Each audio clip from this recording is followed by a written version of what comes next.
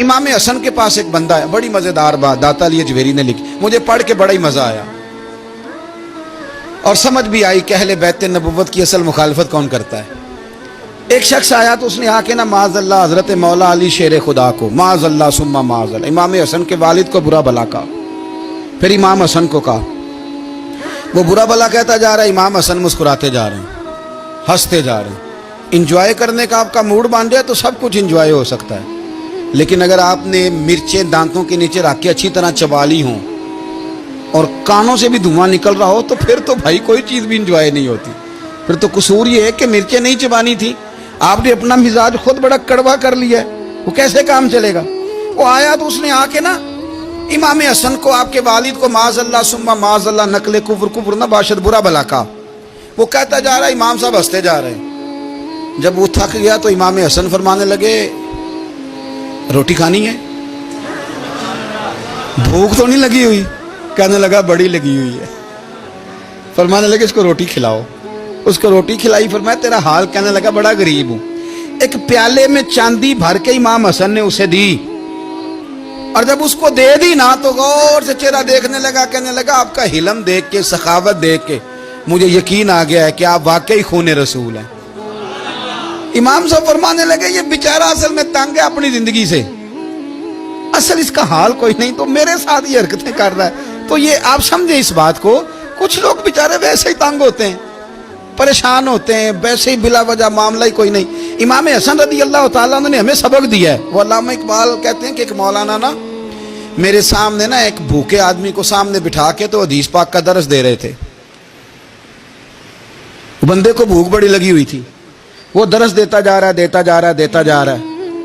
تو اقبال کہتے ہیں میں نے اسے کہا کہ فاقہ کش کو درس شریعت سے کیا غرض، اس کے شکم کی آگ کو تو روٹی چاہیے، بھائی اسے روٹی کھلا، اسے تیری کوئی سمجھ نہیں آ رہی، تو بھوک لگی ہوئی ہے، پہلے کھانا کھلا لے، پھر ذرا اس کے ہوش ٹھکانے آئیں گے، پھر اسے دین کی بات بتانا۔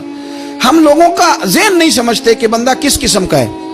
سارے ہی صحابہ حیا والے تھے، سارے ہی اکرام والے تھے، پر حضور سید عالم صلی اللہ علیہ وسلم کی پیاری زوجہ حضرت عائشہ صدیقہ رضی اللہ تعالیٰ عنہ فرماتی ہیں کہ میں حضور کے گھر میں پردے کے پیچھے دیکھ رہی تھی، نبی کریم آرام فرمائے تو حضور کی نا تہمت مبارک پنڈلیوں سے ذرا اونچی ہو گئی، پنڈلیوں سے ٹخنوں تک مرد کا چھپا ہوا ہو تو وہ جائز ہے، اس سے نیچے ننگا نہیں کرنا چاہیے، اوپر اس سے ٹخنوں سے اوپر، نیچے ہو بھی جائے تو خیر ہے۔ حضور کی پنڈلیاں نا تھوڑی سی چادر ہٹی ہوئی تھی، پنیاں کہتے ہیں ہم پنجابی میں، پنڈلیوں سے ذرا چادر ہٹ گئی، حضور لیٹے رہے، آرام فرما رہے۔ فرماتی ہیں باہر دستک ہوئی، حضور نے فرمایا کون ہے؟ عرض کی ابو بکر صدیق یا رسول اللہ، اجازت ہو تو حاضر ہو جاؤں؟ حضور نے فرمایا آ جاؤ۔ کہتے ہیں حضور لیٹے رہے، حضرت ابو بکر آئے، بات چیت ہونے لگی۔ تھوڑی دیر کے بعد پھر دستک ہوئی، کون ہے دروازے پہ؟ یا رسول اللہ عمر بن خطاب ہوں۔ فرمایا آ جاؤ، آ گئے، بات چیت ہوتی رہی۔ تھوڑی دیر کے بعد عثمان غنی آئے، یا رسول اللہ آ جاؤں؟ فرمایا عثمان ذرا ٹھہر۔ حضرت عثمان ٹھہر گئے، نبی کریم اٹھ کے بیٹھے، چادر مبارک پنڈلیوں کے گرد لپیٹی، اپنے کرتے کو سیدھا فرمایا، کہا عثمان آ جاؤ۔ تو عثمان آئے، بات چیت ہوئی، چلے گئے۔ سیدہ کہتی ہے میں نے پوچھا یا رسول اللہ عثمان تو بڑی ٹھنڈی طبیعت کا بندہ ہے، وہ تو بڑا میٹھا آدمی ہے، حضور کوئی جاہو جلال نہیں، کوئی بات نہیں، کوئی، وہ تو بڑا پیارا ہے۔ عمر آئے تو آپ لیٹے رہے، ابو بکر آئے تو آپ لیٹے رہے، تو عثمان؟ حضور فرمانے لگے عائشہ عثمان سے تو فرشتے بھی حیا کرتے، عثمان سے تو فرشتے بھی حیا کرتے، تو میں نہ حیا کروں؟ آپ اس بات کو سمجھیں، غور کریں کہ اگر ان کی طبیعت اس طرح کی ہے کہ وہ کہتے ہیں کہ وجود زیادہ چھپا ہوا ہونا چاہیے، تو نبی پاک نے ان کی طبیعت کا خیال کیا ہے، حضور نے ان کے مزاج کا۔ تو آپ کو نہیں پتا کہ ابا جی آپ کے کیا سوچتے ہیں، کیا چاہتے ہیں؟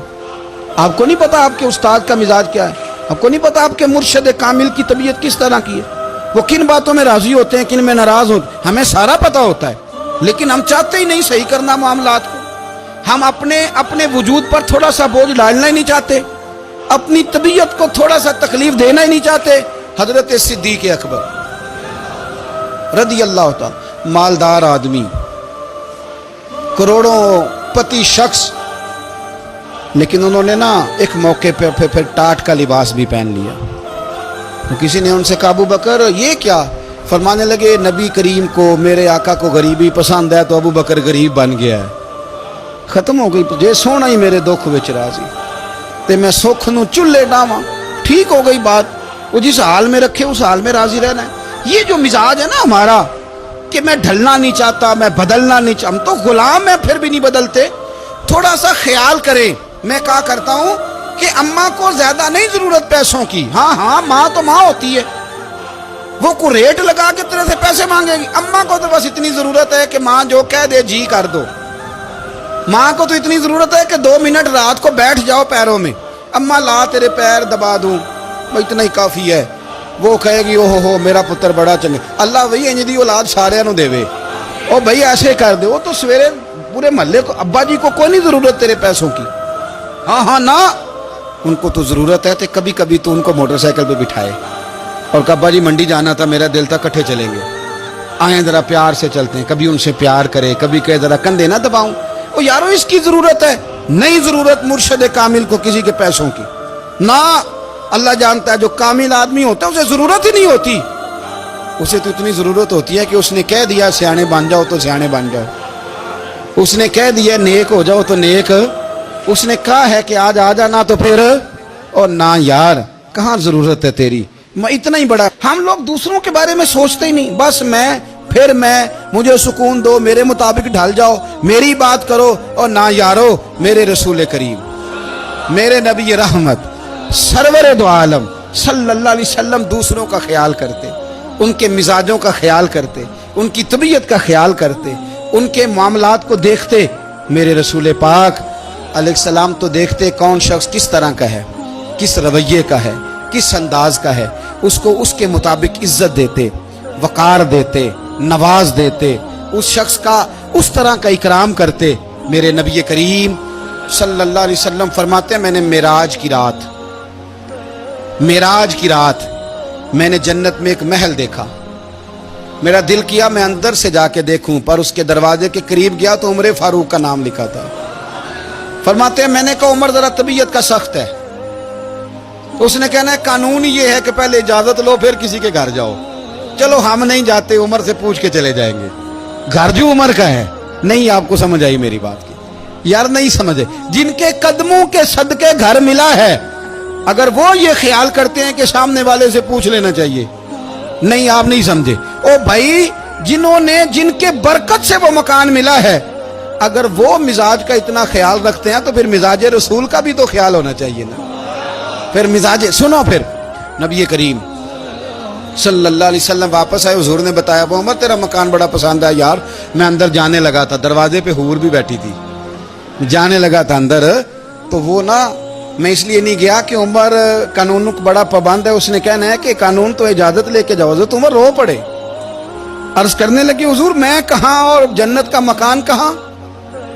مختصر سی میری کہانی ہے, یہ جو بھی ہے آپ کی مہربانی ہے. تو حضرت عمر رو پڑے.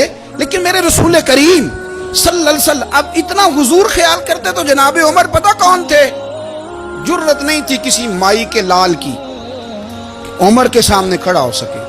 ہاں جس کے سامنے شیطان نہ ٹھہر سکے, نکل جاتا ہے شیطان بھی. لیکن صحابہ کہتے ہیں جب کبھی حضور کے چہرے پہ شکن آتی تو اتنا وجود ہم نے کسی کا کامتے نہیں دیکھا جتنا عمر کانپا کرتے. کب کبھی تاری ہوتی تھی. وہ دلیر میں کہیں اور ہوں, یہاں تو میں غلام ہوں, یہاں تو میں نوکر ہوں. دعا منگیا کرو سنگیو کتے مرشد نہ روس جاؤ. رو پڑتے. اور طریقہ کیا ہوتا, زمین پہ کونیاں رکھ کے نا, کونیاں گھٹنے, اب میں آپ کو کر کے کیسے دکھاؤں, حدیث صحیح میں موجود. یہ کونیاں زمین پہ رکھ کے نا, جیسے بچے نہیں چلتے, کونیاں دونوں زمین پہ حضرت عمر رکھ دیتے اور یوں کونیاں رکھ کے تو یوں ہاتھ باندھ دیتے حضور کے سامنے, نیچے کونیاں اور ہاتھ باندھتے اور پھر روتے. جب حضور ناراض ہوتے تو کسی اور سے ناراض ہے نبی پاک, عمر سے نہیں, تو یوں دونوں ہاتھ بچھا دیتے, یوں ہاتھ باندھتے اور کہتے رضیت باللہ ربا وبالاسلام دینم ونبینا محمد صلی اللہ علیہ وسلم. یا رسول اللہ میں بڑا راضی ہوں کہ اللہ میرا رب ہے. حضور میں بڑا راضی ہوں, حضور میں بڑا راضی ہوں کہ اسلام میرا دین ہے. و محمد نبیم و رسولہ, اور میں بڑا راضی ہوں کہ اللہ نے محمد کو نبی اور رسول بنایا ہے. حضور بڑا راضی ہوں, مہربانی.